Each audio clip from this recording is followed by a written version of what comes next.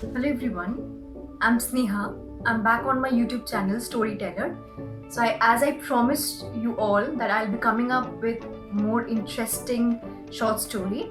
Today I'm going to read out another short story by Ruskin. By now you all must have known that I am a very keen reader of Ruskin short story. I have read out a number of short story previously. So today I'm going to read out a very beautifully written short story. It's known as The Eyes Habit. I had the train compartment to myself up to Ruhana. Then a girl got in. The couple who saw her off were probably her parents. They seemed very anxious about her comfort, and the woman gave the girl detailed instruction as to where to keep her things, when not to lean out of the windows, and how to avoid speaking to strangers. They called their goodbyes, and the train pulled out of the station. As I was totally blind at the time, my eyes sensitive only to light and darkness, I was unable to tell what the girl looked like. But I knew she wore slippers from the way they slapped against her heels. It would take me some time to discover something about her looks, and perhaps I never would. But I liked the sound of her voice and even the sound of her slippers. Are you going all the way to Dehra? I asked. I must have been sitting in a dark corner because my voice startled her. She gave a little exclamation and said, I did not know anyone else was here. Well, it often happens that people with good eyesight fail to see what is right in front of them.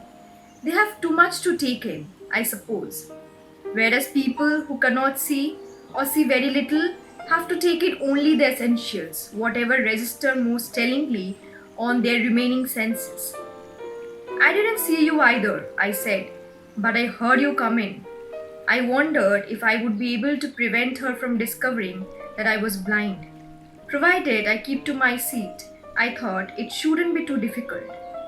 The girl said, I'm getting off to Saharanpur. My aunt is meeting me there. Then I have better not get too familiar, I replied. Aunts are usually formidable creatures. Where are you going? She asked. To Dehra and then to Mussoorie. Oh, how lucky you are. I wish I were going to Mussoorie. I love the hills, especially in October. Yes, this is the best time, I said. Calling on my memories, the hills are covered with wild dahlias, the sun is delicious, and at night you can sit in front of the log fire and drink a little brandy. Most of the tourists have gone, and the roads are quiet and almost deserted. Yes, October is the best time. She was silent. I wondered if my words had touched her or whether she thought me a romantic fool. Then I made a mistake. What is it like outside? I asked.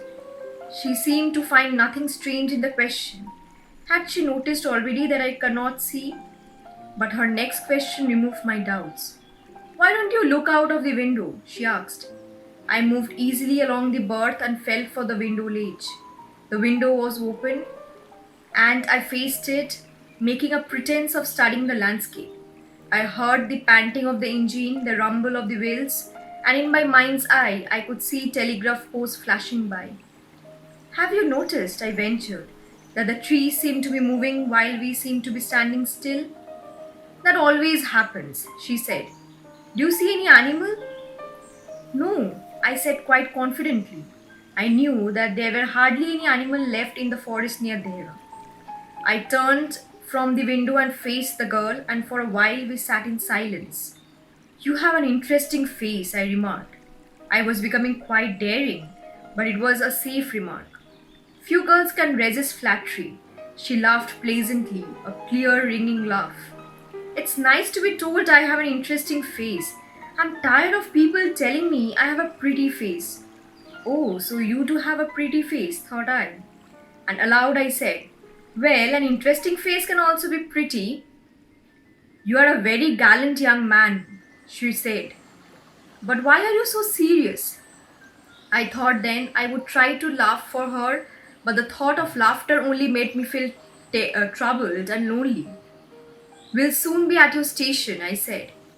Thank goodness, it's a short journey. I cannot bear to sit in a train for more than 2 or 3 hours. Yet I was prepared to sit there for almost any length of the time, just to listen to her talking. Her voice had the sparkle of mountain stream. As soon as she left the train, she would forget our brief encounter, but it would stay with me for the rest of the journey and for some time after. The engine's whistle shrieked, the carriage wheel changed their sound and rhythm. The girl got up and began to collect her things. I wondered if she wore her hair in a bun or if it was pleated. Perhaps it was hanging loose over her shoulder. Or was it cut very short? The train drew slowly into the station. Outside there was the shouting of porters and vendors and a high-pitched female voice near the carriage door. That voice must have belonged to the girl's aunt. "Goodbye," the girl said. She was standing very close to me, so close that the perfume from her hair was tantalizing. I wanted to raise my hand and touch her hair, but she moved away. Only the scent of the perfume still lingered where she had stood. There was some confusion in the doorway. A man getting into the compartment stammered an apology. Then the door banged and the world was shut out again. I returned to my berth. The guard blew his whistle and we moved off. Once again, I had a game to play, a new fellow traveler. The train gathered speed, the wheels took up their song, the carriage groaned and shook. I found the window and sat in front of it, staring into the daylight that was darkness for me. So many things were happening outside the window. It could be a fascinating game, guessing what went on out there. The man who had entered the compartment broke into my reverie. "You must be disappointed," he said. "I am not nearly as attractive a traveler companion as the one who just left." "She was an interesting girl," I said. "Can you tell me, did she keep her hair long or short?" "I don't remember," he said, sounding puzzled. "It was her eyes I noticed, not her hair. She had beautiful eyes, but they were of no use to her. She was completely blind. Didn't you notice?" So I hope you all really enjoy listening to this story. How many times do I read this story? I find it very interesting to read it again and again. So in my next video, I'll be coming up with another short story of Ruskin Bond, or I can read any other short story. So till then, listen to all the previous stories of mine. The link of my previous story will be there in the description box below. So you can click on those links and you can read all the, you can listen to all the parts of the story. And thank you for listening to my story. Like, share and subscribe.